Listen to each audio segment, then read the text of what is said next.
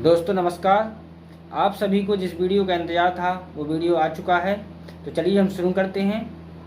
भारतीय संविधान के अनुच्छेद 19 में मानव को पूर्ण एवं गरिमामय जीवन जीने के लिए कुछ मानवीय अधिकार दिए गए हैं।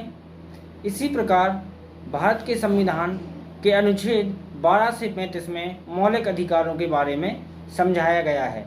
वो मौलिक अधिकार 6 निम्नानुसार हैं।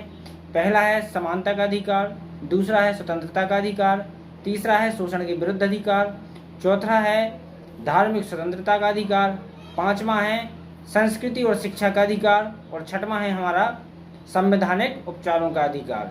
ये अधिकार हर भारतीय नागरिक को प्राप्त हैं, लेकिन यदि किसी स्थिति में आपके अधिकारों को छीना जाता है, कम किया जाता है या उसके विरोध में कोई कानून बनाया जाता है तो उस स्थिति में क्या करें, तो चलिए जानते हैं।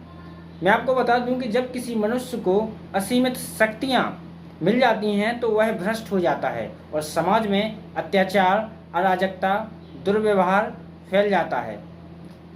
और अगर यही काम सरकार करे, सरकार के पास तो बहुत सारी शक्तियां होती हैं, अगर सरकार भी इन शक्तियों का दुरुपयोग करती है तो इन अनियंत्रित सरकारों पर अंकुश लगाने के लिए बहुत सी संस्थाएं बनाई गई हैं। इसी के साथ साथ फ्रांसीसी दार्शनिक मॉन्टेस्क्यू ने कहा है कि शक्ति पृथक्करण के सिद्धांत के माध्यम से कार्यपालिका और न्यायपालिका को पृथक किया जाए, जब जिससे कि एक दूसरे के क्षेत्र में ये अतिक्रमण न कर सकें। और न्यायालय को पुनर्विलोकन की शक्ति अनुच्छेद 13 बहुत बड़ी शक्ति दी गई है, जिससे मौलिक अधिकारों की रक्षा की जाती है।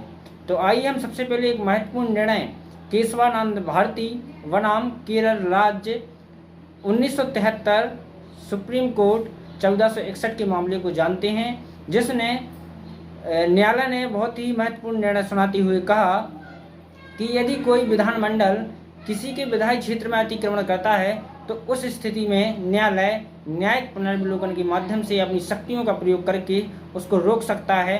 साथ ही मौलिक अधिकारों से असंगत विधियों पर रोक लगा सकता है, उन्हें असंवैधानिक घोषित कर सकता है। इसके बाद एक महत्वपूर्ण निर्णय आया एल चंद कुमार बनाम भारत संघ का मामला, जिस मामले में आर्टिकल 32 उच्चतम न्यायालय के लिए और आर्टिकल 226 उच्च न्यायालय के लिए ऐसे आर्टिकल दिए गए जिससे अगर किसी व्यक्ति के अधिकारों का हनन होता है, छीना जाता है या उसके विरोध में कोई कानून बनाया जाता है तो इस आर्टिकल के तहत, आर्टिकल 32 के तहत आप सुप्रीम कोर्ट और आर्टिकल 226 के तहत आप हाई कोर्ट में जाकर याचिका दायर कर सकते हैं।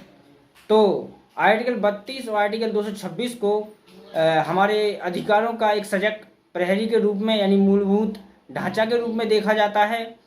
और अनुच्छेद 13 ही भारतीय संविधान का ऐसा अनुच्छेद है जिसको किसी भी संशोधन के माध्यम से यानी संशोधन के अनुच्छेद 368 के द्वारा भी बदला नहीं जा सकता है। इसीलिए कहते हैं कि भारतीय संविधान अपने आप में खुद की रक्षा कर रहा है और आज तक सरकारें ज़्यादातर मूलभूत ढांचे को ख़त्म नहीं कर पाई हैं।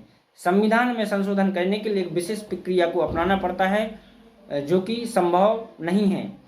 इसलिए भारतीय संविधान में हमारे मौलिक अधिकारों को प्राथमिकता दी गई है और भारतीय संविधान इस देश की सर्वोच्च विधि है, उसके अधीन सारी विधियां आती हैं।